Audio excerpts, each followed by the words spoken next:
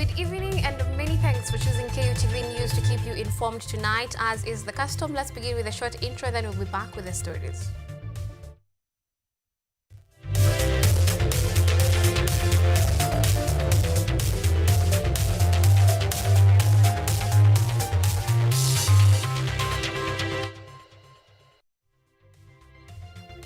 This is KUTV Primetime News with Yvonne Kemuma.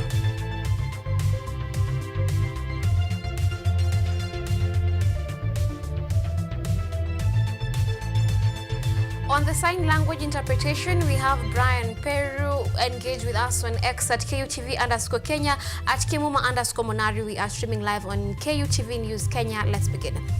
Now, major projects have been announced to strengthen Kenya's devolved system of government. During the 9th Devolution Conference held in Homa Bay County, President William Ruto revealed a series of measures aimed at boosting county governments, enhancing service delivery, and accelerating economic growth across the country. Yusuf Abdul Nasir has more. The president has announced a series of transformative reforms aimed at boosting county governments and accelerating development across Kenya. Speaking during the 9th Devolution Conference held in Homa Bay County, the head of state detailed key measures aimed to clarify devolved functions, increase county funding, and promote economic growth at the grassroots level. The president noted that 14 devolved functions, which had previously been a source of confusion and disputes between the national and county governments, have now been clearly delineated through a gazette notice. He emphasized that this move will remove ambiguities that have hindered service delivery and sparked intergovernmental disagreements. Devolution has been transformative. It has fostered equity by distributing resources fairly and addressing historical imbalances. It has enhanced inclusion by empowering communities, empowering women, giving a chance to our youth, and extending a fair environment to persons living with disability.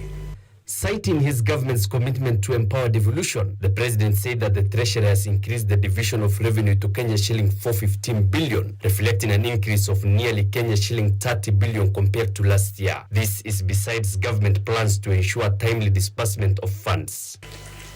Under the Division of Revenue Act 2025, we have allocated an unprecedented Kenya shillings 415 billion to counties, nearly 30 billion more than last year's allocation.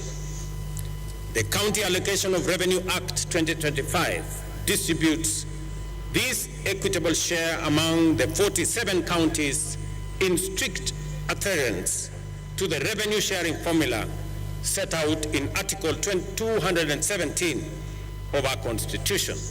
Highlighting the bottom-up economic transformation agenda, the president revealed plans to establish at least one bankable high-value economic chain in every county. Under our bottom-up economic transformation agenda, we are working with counties to build one bankable, high-impact value chain in every county, from fish processing here in Homa Bay, to leather in Kajiado, and textiles in Kutv. This is about turning local potential into jobs, incomes, and exports. The call to strengthen devolution comes at a time when tensions between the National Assembly and the Senate over control of grassroots development funds are intensifying. This is despite the fact that most counties still fail to meet their own source revenue targets and remain dangerously dependent on treasury disbursements to cover even the most basic needs. Yusuf Abdul Nasir, KUTV, Nairobi. Now, the 12th Anniversary Devolution Conference held in Homa Bay County has been marked with calls to end corruption within counties. President William Ruto called upon anti-corruption bodies, including the Ethics and Anti-Corruption Commission, EACC, the Judiciary, corruption agencies and anti-corruption agencies, and other arms of government to spearhead the corruption reform measures. Speaking at the 12th Anniversary Devolution Conference in Homa Bay County, President Ruto urged anti-corruption agencies and government bodies to thoroughly investigate and tackle corruption cases in county public offices. Of the Anti-Corruption Commission, that there will be no sacred cows. According to President Ruto, these institutions must actively confront corrupt officials instead of serving as safe havens for them. He also criticized the practice of anticipatory bail, describing it as a backward step that enabled corrupt officers to secure bail before their arrest, thus undermining efforts to hold them accountable. The EACC must take up their role. I have made it absolutely clear to the chair of the Anti-Corruption Commission, to the CEO of the Anti-Corruption Commission, that there will be no sacred cows and there will be no telephone call from anywhere below or above to stop anybody from being prosecuted for matters corruption. Highlighting challenges facing devolution, Ahmed Abdullahi noted delays in the disbursement of funds to counties and inequitable allocation of resources, particularly affecting marginalized communities. That notwithstanding, Your Excellency, there are numerous challenges. Challenges abound. The debate on functional integrity of the two levels of government, the quantum of resources allocated to devolution, delays of disbursements and releases of funds, and administrative action that leads to clawback, policy, laws, especially subsidiary instruments that predate the 2024 Constitution that are not then compliant with devolution still remain a challenge. Additionally, President Ruto called for greater collaboration among counties to share resources and expertise. He encouraged county governors to leverage local resources and convert local potentials into job opportunities, aiming to increase income levels for citizens. While we may not have all the resources we desire, we have enough to deliver meaningful service to our people. Our greatest challenge is not the inadequacy of resources, but how we utilize what we have. The questions we need to ask ourselves: are we directing resources to the right purposes? Are we deploying them efficiently? How much is lost to waste and corruption? As Kenya marks 12 years of devolution, President Ruto's call to strengthen the fight against corruption and enhance county collaboration comes at a critical time when the young generation in the country seem to be politically awake, questioning every move by the government and demanding accountability from their leaders. Glory Kadhure, KUTV, Nairobi. Many thanks, Glory Kathure, for that report. Now we'll continue on the same beat. The 2025 Devolution Conference kicked off today at Homa Bay National School. The Council of Governors Chairperson Ahmed Abdullahi, speaking on behalf of all 47 governors, called for urgent reforms to address unequal resource distribution, marginalization, and socioeconomic imbalances. He urged delegates to adopt actionable policy, legislative, and administrative measures aligned with Article 174 of the Constitution. Article 174 of our Constitution captures this very succinctly by laying out the objects and the purpose of devolution. And there are 9 of them. And they include, among others, to promote democratic and accountable exercise of power, to foster national unity and recognize diversity. I'll not read all of them, but you can refer to Article 174. And in fact, in that article, Your Excellency, it's only one, really, and the objects that explicitly refers to economic development.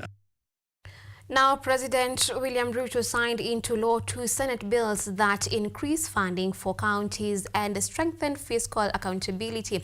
Addressing the nation at Homa Bay State Lounge this morning, he announced an increase in equitable revenue share to 415 billion Kenyan shillings, which is 30 billion more than last year. The county allocation of Revenue Bill 2025 will guide distribution, while the County Public Finance Laws Amendments Bill 2023 establishes a county assembly fund for fiscal independence. President Ruto also emphasized that timely disbursement of these funds will prevent stalled projects and speed up grassroots development in all 47 counties. Now, county assemblies can work much more effectively, much more efficiently, with independence. And I want to ask county assemblies, wherever they are, you now have the tools, you now have the environment, you have the space, you have the independence to deliver on the mandate assigned to you by the Constitution, by the people of Kenya, of oversight, of making sure that you legislate for what happens in our counties, and making sure that you also provide representation to the people of Kenya at the county government level. We will work with you, and I'm sure county governments are now much more enabled because we are building infrastructure that will support devolution work for the people of Kenya. Prime Cabinet Secretary for Foreign Affairs Cabinet Secretary Musalia Mudavadi on Wednesday morning hosted religious leaders from Malava constituency in Nairobi. Mudavadi, who treated the clergy to a sumptuous breakfast, implored them to guide the people of Malava constituency to make the right decision in the forthcoming by-election following the demise of Malulu Indenji, who died after a short illness. The Prime Cabinet Secretary, who proclaimed himself as the patron of Malava, urged the religious leaders to support the United Democratic Alliance UDA candidate. Between political and religious leaders to guide Malava constituency voters ahead of the November 27, 2025 by-election. As a trusted ally of President William Ruto and lead UDA campaigner in Malava, Mudavadi pledged to support the community until a new MP is elected, urging voters to choose an honest, trustworthy and development-focused leader, highlighting the late MP Malulu Injedi's legacy and ongoing government projects. Malava, you have stood by me, you have respected me, you have worked with me, we have worked together.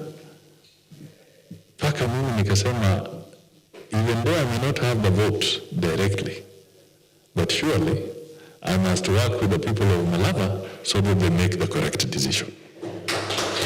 Mudavadi reminded the clergy of the influential role in shaping West decisions due to their moral authority. Contrastingly, Father Vincent Sanga, the secretary of Malava Interfaith Council, stressed that while prayer is essential, it must be accompanied by thoughtful reflection and active participation to elect a genuinely committed leader. We as leaders, ours is just to pray. But again, prayer without making decision is also very hard. You pray as towards a certain direction. And we need a combined minds. And that mind means that because we've been, I don't want to be biased, because we've been in the government, of course, which we also have to, of course, air some challenges. We've been in the government. Supposing we get an opposition leader from the other end, how shall we look like? Mudavadi also noted that the Kenya Kwanza government has allocated 25% of its budget to education, urging the election of a leader who will collaborate with the government to enhance education and agriculture in Malava. Tunataka tufufue mambo ya ukulima. Tunataka tuhakikishe kwamba hata hizi affordable housing, Shamberere, Polytechnic na nini, tunasukuma TVET, pia wapate hostels zijengwe pale, so that they can be help the children of the community. Haya ni mambo tunataka tusukume. But we want a leader who will be sitting close to the president. Musalia Mudavadi's meeting with religious leaders highlights the crucial role of collaboration in guiding Malava voters ahead of the November by-election. It will therefore tell of his political influence in the region. The focus remains on peaceful, informed participation to ensure a credible and inclusive electoral process. Glory Kadure, KUTV, Nairobi. Away from matches by elections, we'll take a short commercial break and then I'll be back with more. See you on the other side.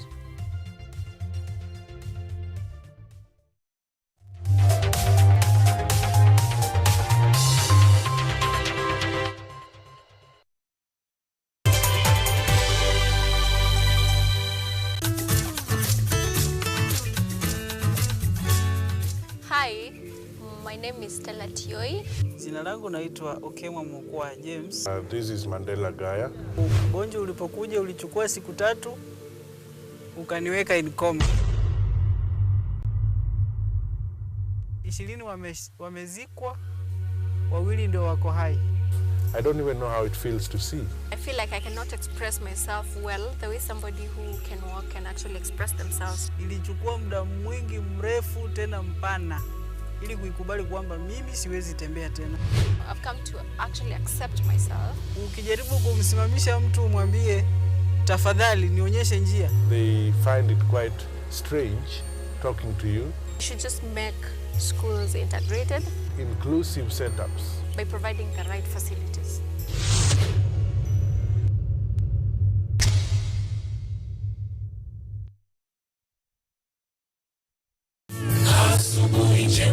The fear of the Lord is the beginning of wisdom. The Bible says, when he spoke, then he spoke a parable to them, that men always ought to pray and not lose heart.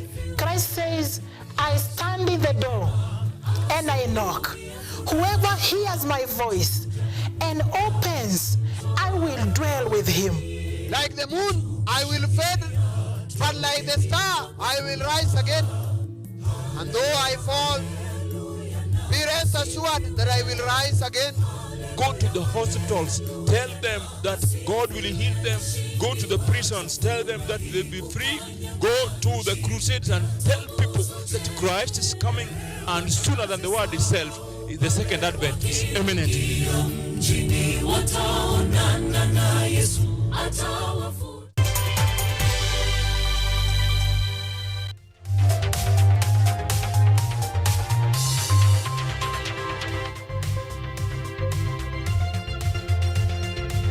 You are watching KUTV Primetime News with Yvonne Kemuma.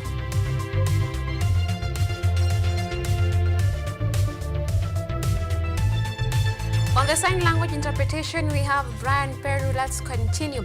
Deputy President Kithure Kindiki has taken his women empowerment campaign to Tharaka Nithi County, urging women to play a central role in shaping a peaceful and progressive Kenya. Addressing over 3,500 grassroots opinion leaders in Irinduni, the DP praised women as powerful drivers of family values and youth mentorship, while warning against influences that promote violence and vice. Kindiki outlined key development gains for the region, including the construction of 6 new markets, revival of stalled road projects, and 7 billion shillings Nithi Bridge initiative. He further announced an increase in rural electrification funding from 400 million to 1.2 billion shillings. Ile siasa ya zamani ilikuwa na mashindano ya ni nani atatufanyia kazi zaidi, imegeuka imekuwa ni waadui. Vijana wetu wanapigana mpaka vita ati kwa sababu wanatetea mwanasiasa huu ama mwanasiasa yule mwingine. That is bad culture. Sasa tumekuwa tukipigana na mambo ya uchumi kwa jumla na gharama ya maisha, lakini sasa kwa sababu uchumi umeonyesha dalili ya kuinuka, tumepata pesa ya kurejesha kwanza kuwalipa contractors wale walikuwa na madeni na kuwarejesha. Na nikiwa hapa nataka niwahakikishie barabara zetu ambazo zilikuwa zimekwama hapa Tharaka Nithi tutazijenga, na sitasimama tena. As the newly nominated Vice Chairperson of the National Police Service Commission, Dr. Aman Yuda Komora pledged the prioritize transparency and community trust in his tenure. This was during an interview held at with the media at Bunge Towers. The police department, having been met with the public outrage following the surge of protests in the country, Komora emphasized reforming police practices to ensure accountability and improve public safety. He also highlighted plans to strengthen cooperation between law enforcement and local communities, focusing on human rights, reducing crime rates, aiming to build ethical police force.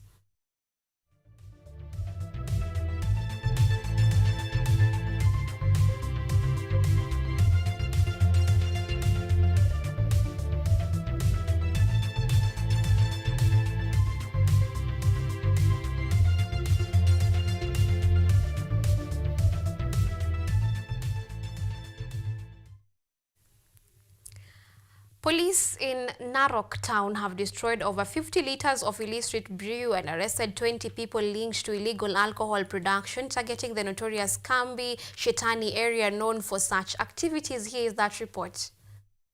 Following 19 complaints occasioned by the surge of illegal brewing in Kambi Shetani area in Narok town, police officers from Narok Central Sub-County conducted an operation to root out preparators.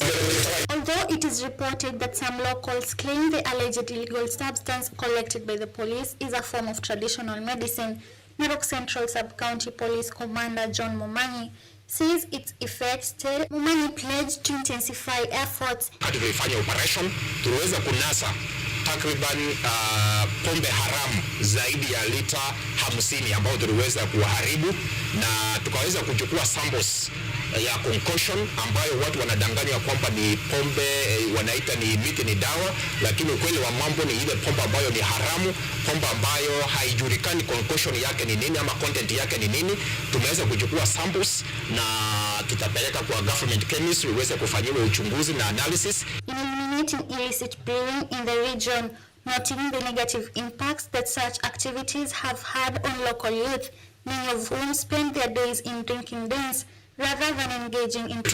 Na sisi kama idara ya polisi tumejitolea na tumetangaza vita, hatutalala, hatutapumzika mpaka tuhakikishe ya kwamba tumeangamiza hili janga ambalo linataka kuletwa katika mji wetu wa Narok. Na zaidi ya yote nataka kusema ya kwamba hata yule mwenye lile jumba ambapo biashara hii inafanyika, hata wewe kwa sababu unaruhusu hii biashara kuweza kufanyika pale, vile vile hata wewe tutakutafuta na tutakapokupata tutakuta. Commander Mumanyi concluded by urging members of the public to support the police by reporting any suspicious brewing activities in their areas in a bid to completely eradicate the menace. Ambapo biashara hii inafanyika, hata wewe kwa sababu unaruhusu hii biashara kuweza kufanyika pale, vile vile hata wewe tutakutafuta na tutakapokupata tutakunasa na utapelekwa mahakamani na kujibu mashtaka. Na zaidi ya yote ni kwamba hii mahali ni mahali ambapo kweli kwa hakika sisi wote tushirikiane tuweze kuangamiza janga hili. Asanteni. Crackdown in Narok town sends a strong message on illegal brewing that won't be tolerated. Authorities vow to continue efforts, urging the community support to end this harmful and illicit trade for good. Now, youth from various parts of Africa have launched a drive to collect 50 million signatures to be presented at the COP 2030 summit to be held in Brazil later this year in November. The move aims at amplifying their decision-making tables on matters concerning climate change. Youths from across Africa in their respective countries launched a campaign to collect 50 million signatures to be presented at the COP 2030 summit in Brazil this November. In Kenya, the youths converged in Machakos County, the main aim being to amplify their voices so they can be heard on decision-making tables. Kanyaga from Pelam organization say that businesses and the innovative projects run by young people are the ones adversely affected by effects of climate change. The young people, they are the center of the effect na mambo na climate change. Like issue na food security, their business are affected, their jobs are affected, and also in terms of advocacy and their right to engage in governance and social accountability as citizens, they are not really involved. For example, we have the FLOCA fund, which is implemented at the county, but they are not benefiting from that. Anthony Njogu from the African Climate Justice Caravan stated that European countries contribute significantly to the effects of climate change, yet it is Africa that bears the brunt of those impacts. Demanding for climate finance, tuna demand for climate financing, and this time it should not come in the form of loans. It should come as grants. Kwa sababu we are compensating, and we are not requesting it to come kama charity. No, it is compensation. Sisi wa Afrika tuna contribute kidogo, na pia sisi kama wa Afrika ni sisi pia tuna contribute sana. Leaders emphasize the importance of having influence in COP negotiations, saying their voices have often been suppressed. Previous COP summits, the youth have not really been represented well because our voices most of the times are not put on the global negotiating table, and that it is actually an opportunity for us mwaka to sign the petition, and then we ensure our needs, our representation as young people ifike pale. Collection drive will continue until November, when the youth will present their proposals to leaders at the COP 2030 summit in Brazil. Paulette Akoth, KUTV, Nairobi.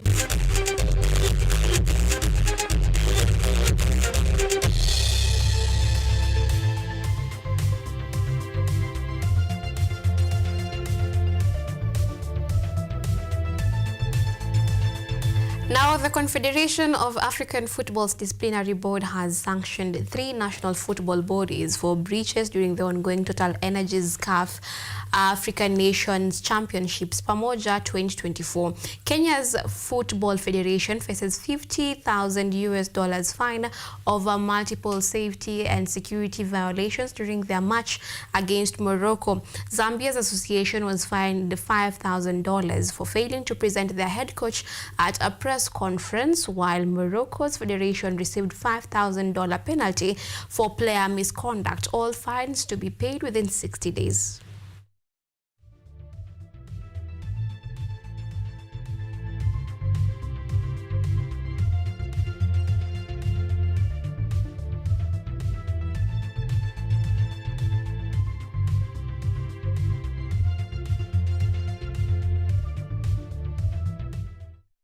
The Cabinet Secretary for Youth, Creative Economy and Sports, Salim Vuria, chaired a high-level consultative meeting to review, manage and enhance tournament security operations together with the head of security at the Confederation of African Football CAF, Christian Murua, and senior security officers led by the Inspector General of Police, Douglas Kanja. He also added that specific fund zones will be put in place to enhance, to ease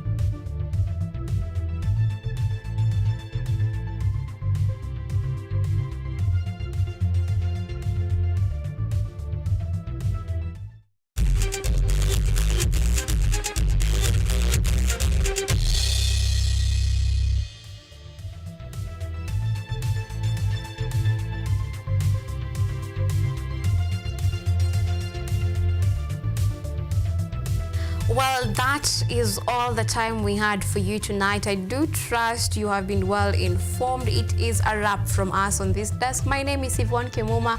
On the sign language interpretation was Brian Peru. Have a good night.